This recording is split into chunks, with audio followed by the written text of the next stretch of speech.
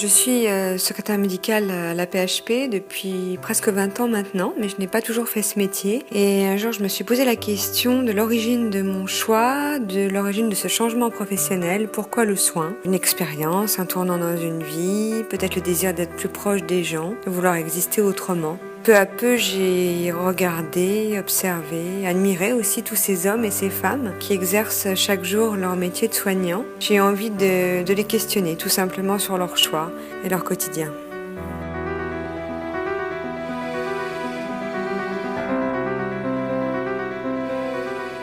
J'ai toujours souhaité être près de l'autre. Voilà, j'ai toujours souhaité avoir comme métier un métier de relation, un métier de contact et plus spécifiquement auprès des enfants. Ce que je comprends aujourd'hui, c'est que plus spécifiquement, travailler auprès d'une population un peu fragilisée comme la population qu'on rencontre en neuropédiatrie, c'est ce qui m'intéresse parce que j'ai l'impression que le soin, en tout cas pour moi en tant qu'éducatrice spécialisée, c'est d'être dans le soutien. J'ai travaillé dans d'autres métiers, dans une sphère complètement différente, dans le milieu bancaire. Et un jour, j'ai eu envie de travailler plus avec l'humain, plus d'avoir l'impression d'être utile, plus l'impression de donner mon temps et de pouvoir me dire aujourd'hui j'ai fait quelque chose. Alors oui, effectivement, j'ai pas toujours exercé ce métier, j'avais un métier totalement différent. J'avais très envie de changer, c'est une reconversion, un vrai choix. J'ai voulu travailler en contact avec des gens, être dans l'humain, servir, aider l'autre. Et aujourd'hui, c'est ce que vous faites auprès de l'équipe médicale? Oui, c'est vraiment ça, mon quotidien c'est ça, c'est d'être le lien entre les médecins et les familles, c'est de travailler en interface avec d'autres professionnels, c'est surtout travailler en équipe. J'étais en 4e et à l'époque en 4e on apprenait les grandes maladies en cours de sciences naturelles, la tuberculose, je me souviens, la peste, la rage. Et à l'issue de cette partie du cours qui étudiait les maladies, je me suis dit c'est ce que je ferais moi. Je serai médecin. J'ai travaillé dans la restauration avant, autant que serveur, et une seule coup, ça m'a venu pour travailler dans un hôpital. J'ai choisi ce métier, actuellement j'aime bien travailler pour des enfants handicapés. Premier mot, voilà, ils ont besoin beaucoup de nous et j'essaie de faire un maximum pour eux, pour faire plaisir, pour pouvoir amener dehors. Ils nous donnent aussi un grand sourire, ça suffit pour nous. Voilà, je pense que c'est très bien comme ça. Dès le collège, je savais que c'était vers là que je voulais me diriger, que je voulais être infirmière, en tout cas paramédicale, plus particulièrement infirmière.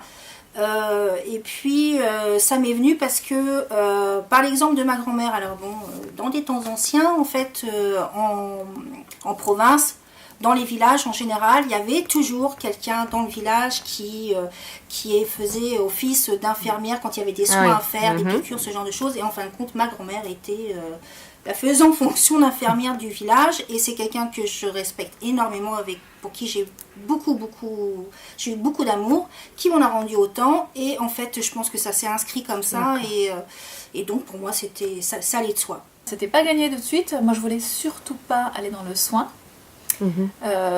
parce que justement mon expérience personnelle, familiale faisait que j'avais l'expérience du handicap chez moi depuis que je suis toute petite, et c'était pour moi une évidence que je voulais surtout pas en faire mon métier. Je n'avais suffisamment eu dans ma vie pour que j'ai eu mon compte quelque part, mais évidemment que ça imprègne, que ça forge et que ça donne justement cette façon d'observer les choses, de les comprendre, et cet intérêt-là. Alors ça a mis du temps à émerger, donc j'ai d'abord surtout refusé d'y aller. J'ai fait d'autres études littéraires, jusqu'à ce que je m'ennuie beaucoup, que ça manque, que je comprenne vraiment que sans relationnel, sans le rapport à l'autre, je ne pourrais pas faire ce que je veux dans la vie. Et après, ce qui a joué, oui, c'est une rencontre. Et j'ai rencontré une psychomotricienne Et c'est vraiment ce métier-là qui m'a fait me rendre compte qu'il fallait que j'aille dans le soin. La médecine a été une vocation depuis très très très longtemps, enfin à peu près aussi loin que je me souviens d'avoir un désir de profession, ça a été d'être médecin. Donc c'est effectivement une vocation et j'ai jamais vraiment hésité, j'ai toujours su que c'était ça que je voulais faire. C'était, je dirais, la volonté de faire quelque chose qui soit utile, et puis j'avais aussi une grande envie de connaître comment fonctionne le corps, l'être humain. C'était quelque chose qui m'intéressait et qui continue de m'intéresser d'ailleurs, mais c'était une des raisons, une des motivations aussi importantes pour moi. J'avais rencontré quelqu'un qui était pédiatre et c'est vrai que tout de suite c'était plutôt la pédiatrie qui m'attirait. Et ensuite, durant mon internat de pédiatrie, c'est finalement mon passage dans les services qui s'occupaient de maladies chroniques que j'ai apprécié le plus. Parce qu'il y avait une relation qui se créait dans le long terme. J'ai commencé ma carrière en tant qu'infirmière, j'ai travaillé dans un service d'adultes. Après, j'ai fait la spécialisation d'infirmière puéricultrice et j'ai fait le choix de devenir cadre de santé parce que pour moi, il était important de participer à la qualité et la sécurité des soins pour les enfants. Les études de médecine, c'était quelque chose qui me tenait à cœur depuis longtemps puisque j'ai commencé à y songer quand j'avais 9-10 ans. Donc, je ne sais pas si on peut appeler ça une vocation, mais en tout cas, oui, j'y ai pensé très très jeune, en tout cas dans l'enfance. Déjà, le métier de soin est quelque chose qui m'a toujours tenu à cœur dans la relation d'aide qu'on pouvait apporter aux personnes qui étaient en difficulté, en vulnérabilité, notamment en lien avec la santé. Ensuite, j'ai découvert l'ergothérapie via une intervention d'une ergothérapeute lors de la préparation que j'ai faite pour entrer au concours. Et là, ça a vraiment pris sens pour moi. Que c'était tout à fait ça, c'était vraiment permettre aux personnes de réaliser les activités que la maladie ne pouvait plus permettre qu'ils réalisent en fait. Le soin en neuropédiatrie, il est, comme partout d'ailleurs j'imagine, il est triple. Il y a d'une part prendre en charge des enfants pour essayer d'avoir un diagnostic. Et ça c'est finalement des filières un peu codifiées. Deuxièmement, prendre en charge des enfants. Et en neuropédiatrie c'est particulièrement important et particulièrement lourd. Et troisième chose, s'occuper des parents. Et moi, je pense qu'une part importante de notre travail, c'est comprendre ce que vivent les parents et les accompagner. Parce que l'enfant qui a une pathologie neuropédiatrique, c'est ce que je dis toujours aux parents, il va être heureux. Les parents vont lui organiser une vie, une bulle, à l'intérieur duquel il n'aura peut-être pas terriblement conscience de ses difficultés, etc. Mais les parents, eux, ils vont toute leur vie être confrontés au regard des autres sur leur enfant, à la difficulté d'insérer leur enfant dans un milieu habituel ou dit normal. Et donc je pense que ce soin, c'est ces trois choses-là. Et les trois sont aussi importants. Pour moi, le soin, c'est le soutien. Et j'ai l'impression, à travers mon métier, de pouvoir l'exercer de cette façon. Et sûrement en neuropédiatrie, où les familles ont quand même... elles-mêmes élèvent des enfants qui sont en grande difficulté psychologique et sociale. Exactement. C'est-à-dire que la spécificité, je dirais, en neuropédiatrie, c'est de pouvoir permettre aux enfants et aux adolescents que je rencontre de mettre en avant leur potentialité. C'est-à-dire que ces familles viennent à l'hôpital parce qu'il y a quelque chose qui ne va pas. Mon rôle, c'est de réfléchir avec eux ce qui va et de s'appuyer ensemble sur ça pour avancer. Et pour mettre en place des projets scolaires, des projets de vie, des projets à la maison, pour que ça se passe de façon beaucoup plus paisible parfois. Voilà, c'est de faire ressortir les potentialités de ces enfants et de ces adolescents et de partir de là pour pouvoir aller plus loin ensemble. Pour travailler dans un métier comme le métier d'infirmier, le métier de cadre de santé, il faut vraiment être dans la bienveillance. De la bienveillance, oui, c'est-à-dire de l'attention, le fait de vouloir aider, Alors, soigner, ça ne veut pas dire guérir. Je pense que c'est ça qui nous définit aussi par rapport aux médecins. Hein. Voilà, c'est-à-dire qu'on dit toujours, oui, les infirmières, non, je pense qu'il y en a qui veulent guérir et d'autres. Et en fait, le soin, il faut le prendre dans sa globalité. Et c'est vrai que de ce côté-là, les Anglais ont deux mots qui sont différents, qui sont le cure et le care. Et nous, c'est dommage qu'en fin de compte, il n'y en a qu'un seul. Mais j'aime beaucoup cette nuance-là parce que de toute façon, le soin, ce sont les deux. En fait, il y a soigner au sens propre par rapport à la maladie, mais il y a aussi prendre soin de l'autre. Et je pense que le rôle de l'infirmière, c'est avant tout et en premier lieu, et c'est ce qui nous différencie du médecin pour notre part, c'est qu'on prend soin de l'autre et on soigne en plus. On peut parler de soins dans le soin technique, c'est-à-dire tout ce qui est un peu des soins sur prescription. Donc c'est tous les gestes, comme on dit, techniques, gestes invasifs, toutes ces choses-là.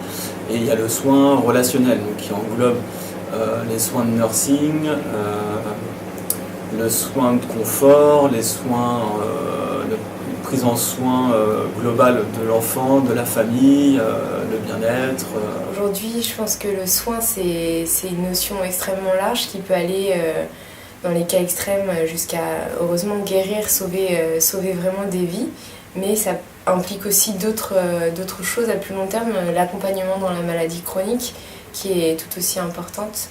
Je pense qu'il y a des notions assez importantes dans le soin. Par exemple, pour moi, ça reste quand même un travail d'équipe où chaque intervenant a son rôle à jouer, que ce soit le médecin, infirmière, psychologue, assistant social. Tout le monde a vraiment sa part de comment dire... participe en fait à cette chaîne du soin. Voilà, participation à cette chaîne du soin avec son rôle qui est très important dans le vécu de la maladie du patient et vraiment cette notion qui est importante que ce soit aussi bien à l'hôpital je pense qu'en ville puisque on n'est jamais, le médecin n'est jamais le seul intervenant en tout cas auprès du patient.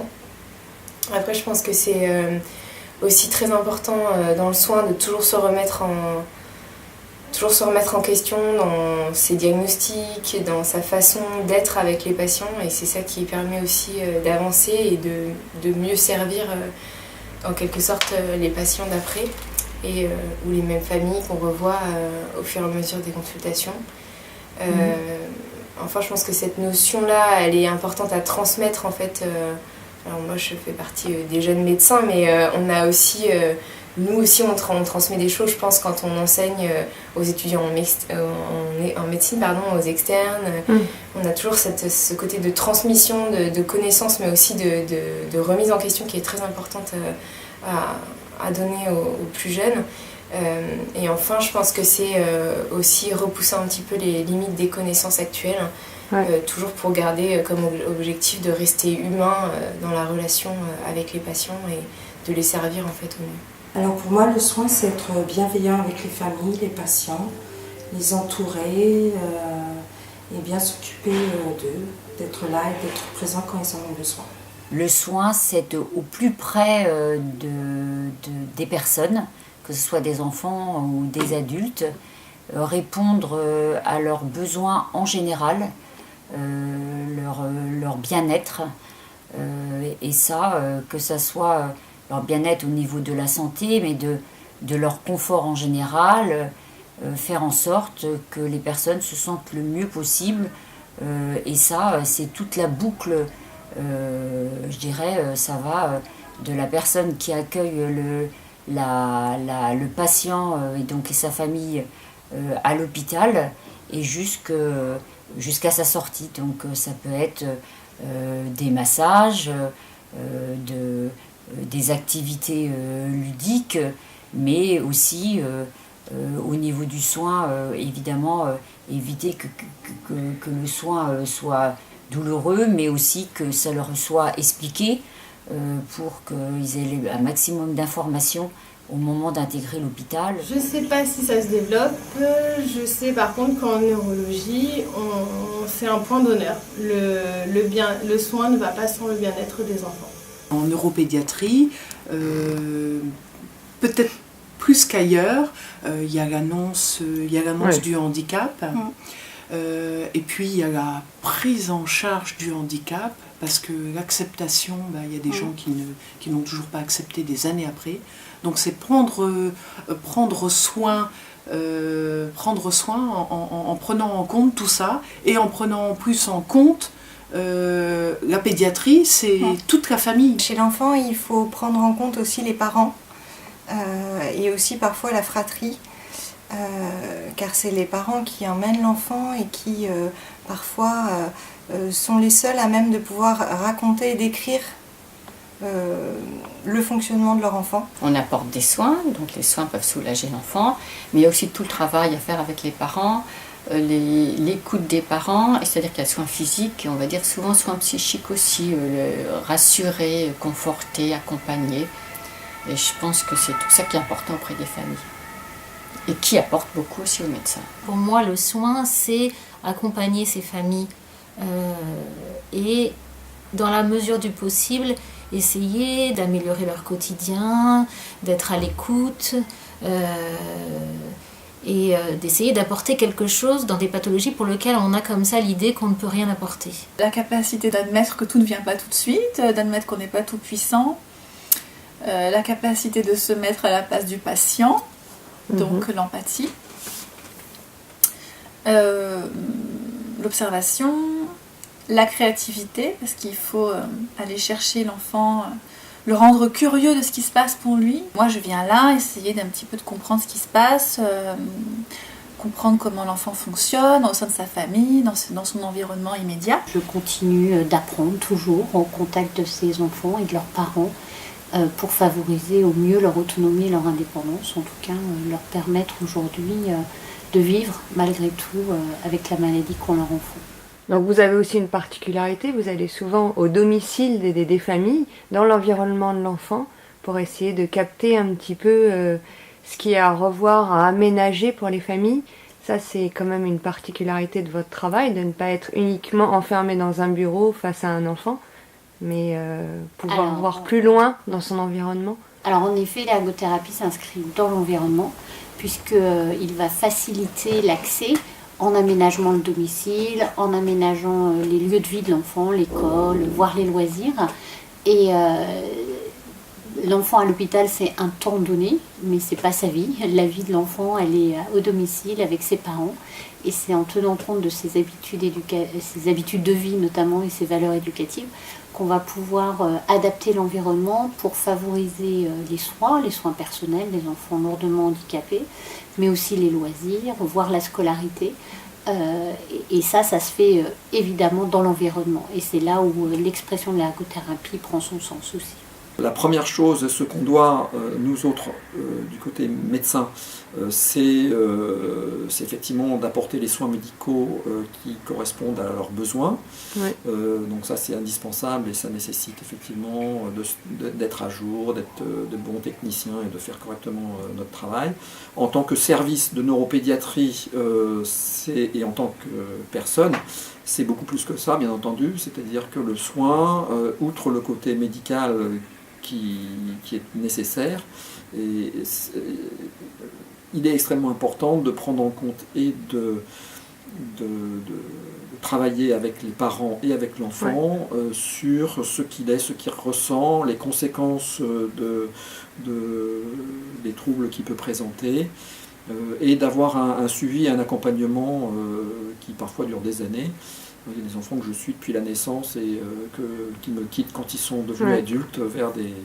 Donc il y a toute cette dimension-là et du coup on participe indirectement et de notre place, mais on participe à la vie de ces enfants, à la vie de ces familles. Et c'est une part très importante de notre travail. Je pense qu'elle est très importante pour nous, parce qu'il y a un lien direct. Je pense qu'elle est très importante pour les familles parce qu'on les accompagne et ils ont besoin de soutien et d'aide, souvent, notamment dans les pathologies difficiles et compliquées. Et c'est aussi important sur le plan de la qualité technique de notre travail, c'est-à-dire qu'en neuropédiatrie, on ne peut pas se permettre de se contenter de l'examen clinique, des examens complémentaires. On a besoin aussi de tout cet environnement, comment ça se passe à l'école, comment ça se passe en famille, qu'est-ce qu'il ressent, les difficultés qu'il peut avoir, qui ne sont pas strictement parlées d'ordre médical, mais ils peuvent être importants pour le diagnostic et pour la prise en charge qu'on a de ces enfants. Donc c'est aussi prendre soin en fait de l'enfant au sens large, pas uniquement le soin médical. Je pense que ça fait absolument partie intégrante et c'est ce qui fait le caractère humain de notre métier et qui est une des raisons aussi pour lesquelles je fais ce métier. On a la même conception, la même philosophie du soin et pour nous, même si on a eu des parcours différents et des désirs différents de départ, en fait on en arrive, on est très liés par notre conception du soin et on se retrouve très bien au sein de cette équipe. Choisir d'être près des autres et de soigner est presque un chemin tout tracé, en quelque sorte un élan que l'on peut ressentir dès son plus jeune âge. On parle alors de vocation. Mais c'est aussi la volonté d'être près de l'autre qui prend tout son sens au fil de la vie professionnelle ou personnelle. Le soin pour vous, c'est donc prendre soin au sens large en portant une attention toute particulière aux patients et en neuropédiatrie aux jeunes patients ainsi qu'à sa famille. Mais le soin ne représente-t-il pas plus que cela ? Au-delà des soins médicaux et du diagnostic, vous parlez de bienveillance, d'attention, d'écoute, d'observation, tout simplement du prendre soin. Et c'est à travers ce prendre soin que chacune des disciplines médicales, paramédicales ou encore administratives va prendre place auprès du malade, formant ainsi la longue chaîne du soin. En vous écoutant, j'ai compris que parler de votre rôle de soignant vous faisait prendre conscience de tout ce que vous donniez chaque jour auprès de l'autre. J'ai compris pourquoi j'avais choisi de travailler à l'hôpital, pourquoi j'étais là.